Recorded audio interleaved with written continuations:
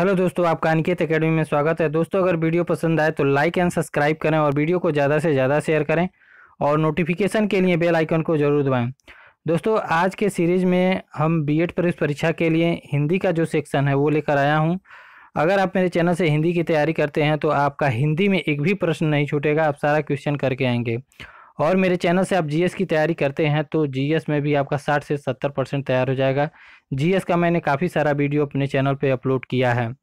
और दोस्तों, मैं एक सूचना आपको देना चाहता हूं कि जो लोग अभी तक अपना सेंटर चेंज नहीं कर पाए हैं वो अपना सेंटर चेंज कर लें। अगर आप नहीं कर पाते हैं तो आप अपना यूज़र आईडी और पासवर्ड मुझे दे दीजिएगा। आप कमेंट सेक्शन में जाके कमेंट कर दीजिएगा और उसके बाद मैं अपना व्हाट्सअप नंबर आप लोगों को दे दूंगा। आप अपना यूज़र आईडी और पासवर्ड दे दीजिएगा और जो सेंटर आपको डालना है वो मेरे व्हाट्सअप नंबर पे सेंड कर दीजिएगा और मैं आप लोगों का सेंटर चेंज कर दूंगा। तो बस ये सूचना था और चलिए शुरू करते हैं आज का ये हिंदी का सेशन। तो पहला प्रश्न है दोस्तों, पंकज शब्द है। तो पंकज जो शब्द है दोस्तों वो आपका योग ऋण शब्द है। ऑप्शन नंबर इसका सी वाला सही हो जाएगा। योग ऋण शब्द जो होते हैं दोस्तों यह अपने सामान्य अर्थ को न प्रकट करके किसी विशेष अर्थ को प्रकट करते हैं। इसलिए यहाँ पे पंकज का जो विशेष अर्थ होता है वह आपका कमल होता है। तो इसलिए कमल जो हो जाएगा, पंकज जो हो जाएगा आपका यहाँ पे योग रूढ़ शब्द हो जाएगा। अगले क्वेश्चन पे चलते हैं दोस्तों, 53 नंबर क्वेश्चन पे। ये आपका छंद से क्वेश्चन है। वर्ण वृत्त में वर्णिक छंद में प्रत्येक गण में कितने अक्षर वर्ण होते हैं। तो गण में जो दोस्तों अक्षर होते हैं, वर्ण होते हैं, वो आपके 3 होते हैं। जैसे हो गया गगन, यहाँ पे ऑप्शन नंबर सी वाला सही हो जाएगा। 54 नंबर प्रश्न पे चलते हैं, देखते हैं दोस्तों 54 नंबर प्रश्न क्या है। चौपाई छंद के प्रत्येक चरण में मात्राएं होती हैं। तो चौपाई छंद के प्रत्येक चरण में जो मात्राएं होती हैं वह 16-16 होती हैं। इसलिए यहाँ पे ऑप्शन नंबर डी हो जाएगा 16। अगला क्वेश्चन है दोस्तों 55 नंबर, अनुप्रास अलंकार है। तो अनुप्रास अलंकार जो होता है दोस्तों वो आपका शब्दालंकार के अंतर्गत आता है। ऑप्शन नंबर इसका ए वाला सही हो जाएगा। अर्थालंकार के अंतर्गत आपका आ जाएगा उपमा अलंकार आ जाएगा, रूपक अलंकार आ जाएगा और आपका अतिशयोक्ति अलंकार आ जाएगा, आदि अलंकार इसमें आ जाएंगे। अगले प्रश्न पे चलते हैं दोस्तों। अगला प्रश्न क्या है, तो दिया है निर्देश प्रश्न संख्या 56 एवं 57, मुद्रित वाक्यांश के भाव को सही शब्द में व्यक्त करने वाले विकल्प को चुनिए। वाक्यांश के लिए एक शब्द है। तो देखते हैं क्वेश्चन 56 नंबर क्या है। सिर पर धारण करने योग्य। तो सिर पर धारण करने योग्य वाक्यांश के लिए एक शब्द जो होता है वह शिरोधार्य होता है। ऑप्शन नंबर इसका डी वाला सही हो जाएगा। अगला वाक्यांश देखते हैं कौन सा है। शक्ति का उपासक है, उपासक। तो शक्ति का उपासक के वाक्यांश के लिए जो एक शब्द होता है वह शाक्त होता है। ऑप्शन नंबर इसका बी वाला सही हो जाएगा। 58 नंबर क्वेश्चन पे चलते हैं। ये बोलियों से संबंधित प्रश्न है। अवधि का संबंध है। तो अवधि जो बोली होती है वो पूर्वी हिंदी के अंतर्गत आती है। ऑप्शन नंबर इसका बी वाला सही हो जाएगा। पूर्वी हिंदी के अंतर्गत दोस्तों आपका अवधि आता है और आपका बघेली आता है, छत्तीसगढ़ी आता है। तो इसे आप लोग अच्छे से तैयार कर लीजिएगा, बोली से पक्का है 1-2 प्रश्न जरूर आएंगे। अगले क्वेश्चन पे चलते हैं दोस्तों। अगला क्वेश्चन है 59 नंबर, तत्सम शब्द का चयन कीजिए। तो तत्सम जो शब्द है यहाँ पे धर्म, ऑप्शन ए वाला जो है धर्म, ये आपका तत्सम है। इसका जो तद्भव होता है वह धर्म होता है। धर्म का जो तद्भव होता है वो धर्म होता है। आंसू आपका यहाँ पे आंसू आपका तद्भव है। इसका जो आंसू का तत्सम होता है वह अश्रु होता है। और नाच का जो तत्सम होता है वो आपका नृत्य होता है और कैंची का कर्तनी होता है तत्सम। तो इसे आप लोग अच्छे से तैयार कर लीजिएगा। मैंने चारों का बता दिया तत्सम क्या होता है। अगले क्वेश्चन पे चलते हैं दोस्तों। अगला क्वेश्चन है तद्भव शब्द का चयन कीजिए। तो यहाँ पे ऑप्शन नंबर जो सी है खीर, ये आपका तद्भव है। इसका जो तत्सम होता है वह क्षीर होता है। इसीलिए ऑप्शन नंबर इसका सी वाला सही हो जाएगा। अगले क्वेश्चन पे चलते हैं 61 नंबर। ये वर्णमाला से क्वेश्चन है। उच्चारण स्थान के आधार पर तो, थो, दो, धो व्यंजन है। तो उच्चारण के स्थान के आधार पर तो, थो, दो, धो जो हैं ये आपके दंत हैं। ऑप्शन नंबर इसका बी वाला सही हो जाएगा। 62 नंबर क्वेश्चन पे चलते हैं। 62 नंबर क्वेश्चन है, धोबी का स्त्रीलिंग है, तो धोबी का जो स्त्रीलिंग होता है वह धोबिन होता है। ऑप्शन नंबर इसका डी वाला सही हो जाएगा। 63 नंबर क्वेश्चन देखते हैं, निरर्थक शब्द में प्रयुक्त उपसर्ग है, तो निरर्थक शब्द में जो उपसर्ग है वह निर उपसर्ग है। ऑप्शन नंबर इसका बी वाला सही हो जाएगा। नी और र पर जो हलंत है निर उपसर्ग हो जाएगा। अगले क्वेश्चन पे चलते हैं दोस्तों, 64 नंबर क्वेश्चन पे। 64 नंबर क्वेश्चन है, यद्यपि में प्रयुक्त संधि है, तो यद्यपि में जो प्रयुक्त संधि है वो यद्यपि का अगर हम संधि विच्छेद करेंगे तो यदि धन अपि होता है, यदि होता है उसके बाद धन अपि होता है। तो यहाँ पे दोस्तों जो यद्यपि हो जाएगा आपका यण संधि हो जाएगा। ऑप्शन नंबर इसका सी वाला सही हो जाएगा। अगले क्वेश्चन पे चलते हैं दोस्तों, 65 नंबर पे देखते हैं कौन सा क्वेश्चन है। गायक शब्द का संधि विच्छेद कीजिए, तो गायक शब्द का जो संधि विच्छेद होता है वो गै धन अक होता है। ऑप्शन नंबर यहाँ पे सी वाला सही हो जाएगा। और ये एक अयादि संधि है। अयादि संधि को पहचानने के लिए दोस्तों सब 3 शब्द होते हैं, 3 शब्द में जो बीच का अक्षर होता है वह या तो य होता है या तो व होता है। तो इसे पहचानने की ये ट्रिक है अयादि संधि को। 66 नंबर क्वेश्चन पे चलते हैं, हिंदी में कारकों की संख्या है, तो हिंदी में कारकों की जो संख्या है वह 8 होती है। ऑप्शन नंबर इसका डी हो जाएगा।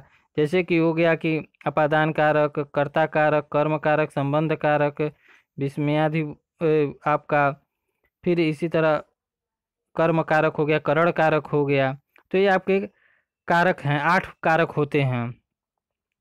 67 नंबर क्वेश्चन पे चलते हैं। 67 नंबर जो क्वेश्चन है आपका, वाक्य को पढ़ते अथवा बोलते समय बहुत थोड़ा रुकने के लिए किस चिन्ह का प्रयोग किया जाता है, तो अल्प विराम का प्रयोग किया जाता है। ऑप्शन नंबर इसका ए वाला सही हो जाएगा।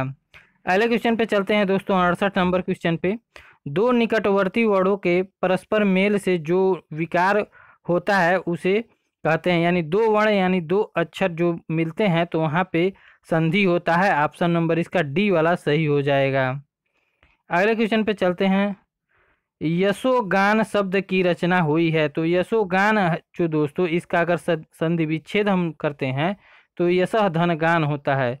तो यशः में आपका हो जाएगा विसर्ग संधि, तो यहाँ पे विसर्ग संधि द्वारा यशोगान की रचना हुई है, इसलिए ऑप्शन नंबर इसका सी वाला सही हो जाएगा।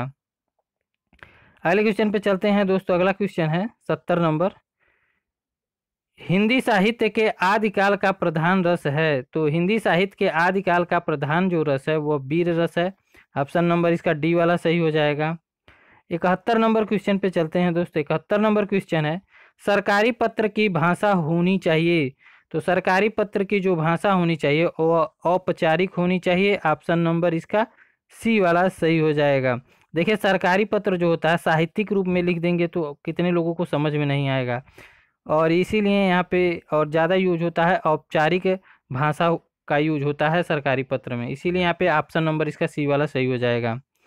अगले क्वेश्चन पे चलते हैं दोस्तों, काव्य शास्त्रीय संप्रदायों की संख्या है, तो काव्य शास्त्रीय संप्रदायों की जो संख्या है वह 6 मानी जाती है। ऑप्शन नंबर इसका बी वाला सही हो जाएगा।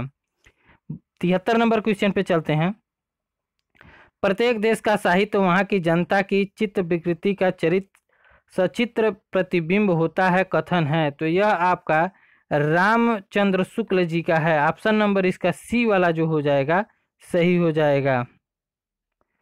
अगले क्वेश्चन पे चलते हैं दोस्तों, अगला क्वेश्चन है 74 नंबर कि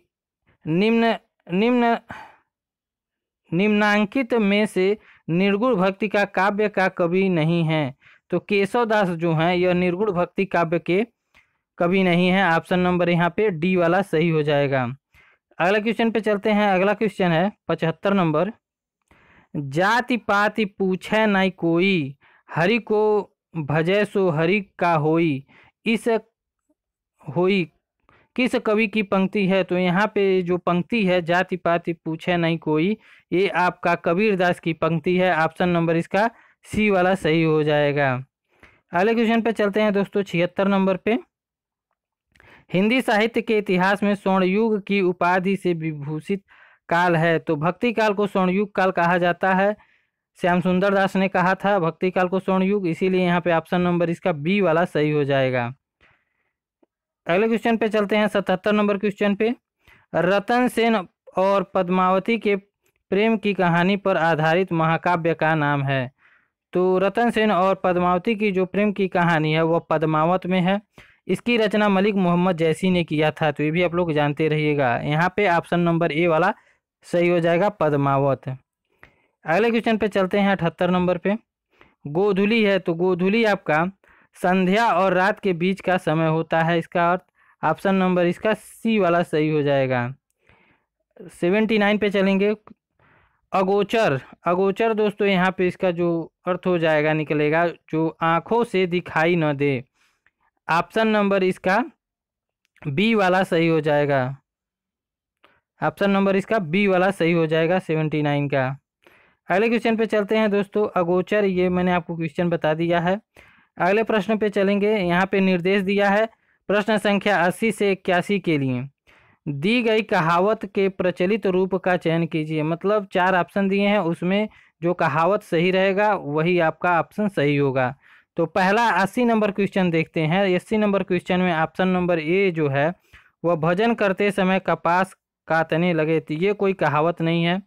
बी वाला ऑप्शन देखते हैं, ईश्वर भजन को कपास ले जाना, ये भी कोई आपका कहावत नहीं है।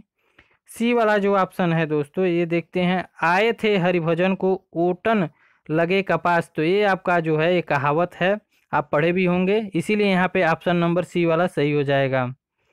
81 नंबर क्वेश्चन पे चलते हैं।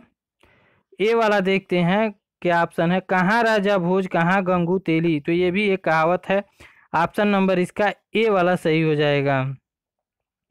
अगला निर्देश दिया है दोस्तों, प्रश्न संख्या 82 एवं 83 के लिए दी गई लोकोक्ति का चयन दीजिए, दिए गए विकल्पों में से कीजिए। तो यहाँ पे हम लोग देखते हैं 82 नंबर क्वेश्चन जो है, तेते पाँव पसारिए जेती लंबी सूर, तो इसका जो लोकोक्ति होता है ये आपका इसका अर्थ जो होता है वह सामर्थ्य के भीतर काम करना चाहिए। ऑप्शन नंबर इसका सी वाला सही हो जाएगा। 82 का सी वाला सही हो जाएगा। अगले क्वेश्चन पे चलते हैं 83 नंबर पे। नंगा क्या नहाएगा क्या निचोड़ेगा, तो इसका लोकोक्ति का जो अर्थ होता है यह निर्धन से आर्थिक मदद की आशा नहीं करनी चाहिए। ऑप्शन नंबर इसका बी वाला सही हो जाएगा। अगले क्वेश्चन पे चलते हैं दोस्तों। निर्देश दिया है, निर्देश प्रश्न संख्या 84 एवं 85 के लिए है।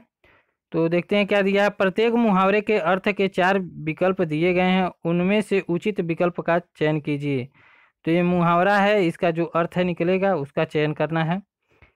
तो 84 नंबर प्रश्न देखते हैं, घी के चिराग जलाना, जो इसका अर्थ होता है वो खुशी मनाना होता है। ऑप्शन नंबर इसका डी वाला सही हो जाएगा। 85 नंबर क्वेश्चन देखते हैं, 9 2 11 होना, ये तो सभी लोग जानते होंगे। 9 2 11 का होना का अर्थ जो होता है वह भाग जाना होता है। ऑप्शन नंबर इसका बी वाला सही हो जाएगा। अगले क्वेश्चन पे चलते हैं 86 नंबर पे। निम्नलिखित में शुद्ध वर्तनी नहीं है, तो शुद्ध वर्तनी इसमें जो नहीं है 86 नंबर प्रश्न में उसको छांटना है।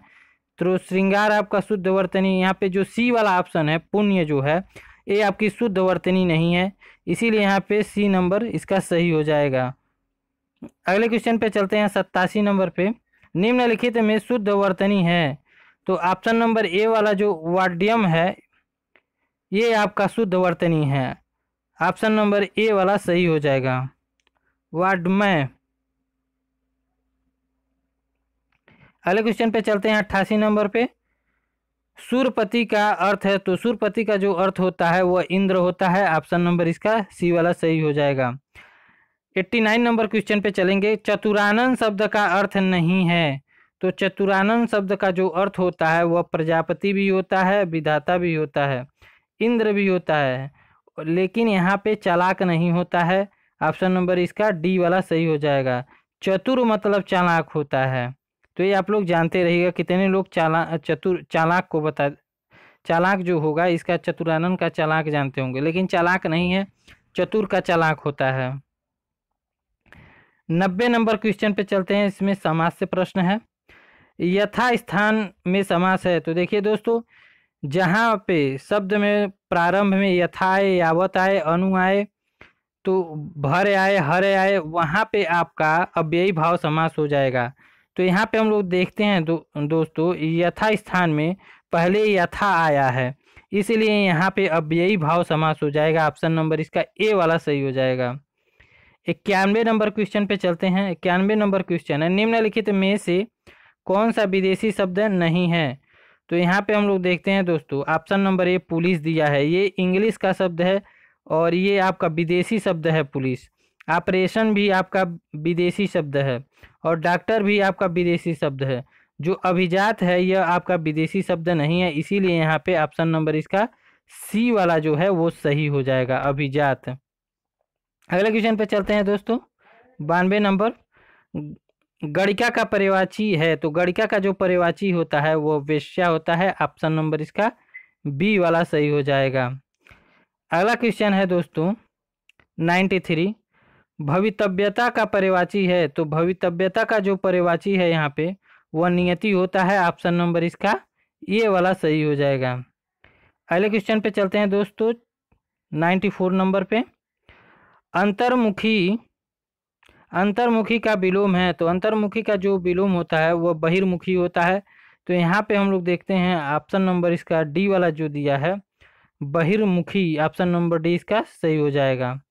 95 नंबर क्वेश्चन देखते हैं दोस्तों। 95 नंबर क्वेश्चन जो है वह उदात्त का विलोम है। तो उदात्त का जो विलोम होता है वह अनुदात्त होता है। ऑप्शन नंबर इसका बी वाला सही हो जाएगा। 96 नंबर क्वेश्चन पे चलेंगे। हिंदी वर्णमाला में छ त्र ज्ञ स्र क्या है। तो छ त्र ज्ञ स्र जो है ये आपका संयुक्त व्यंजन है। ऑप्शन नंबर इसका डी वाला सही हो जाएगा।